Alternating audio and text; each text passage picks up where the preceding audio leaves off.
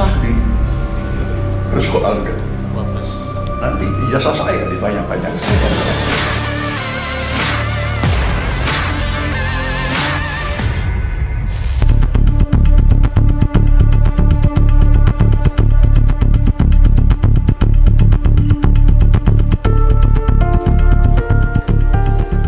Presiden Prabowo Subianto menanggapi polemik terkait tudingan ijazah palsu yang ditujukan kepada Presiden ke-7 Republik Indonesia Joko Widodo.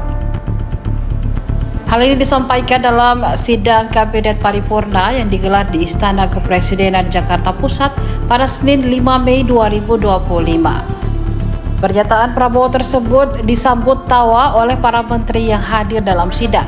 Ia menduga isu mengenai ijazah palsu itu dimunculkan oleh pihak-pihak yang tidak menyukai Jokowi. Dalam kesempatan yang sama, Prabowo juga menegaskan bahwa dirinya bukanlah boneka Jokowi. Ia mengakui sering berkomunikasi dengan mantan presiden tersebut. Namun, hanya sebatas konsultasi dan meminta masukan sebagai bentuk penghormatan terhadap pengalaman Jokowi sebagai mantan Presiden Republik Indonesia 2 periode. Saya dibilang apa itu? Presiden boneka, saya dikendalikan oleh Pak Jokowi. Ya, seolah Pak Jokowi tiap malam telepon saya. Saya katakan itu tidak benar. Bahwa kita konsultasi, ya itu seorang pemimpin yang bijak, yang konsultasi, minta pendapat, minta saran.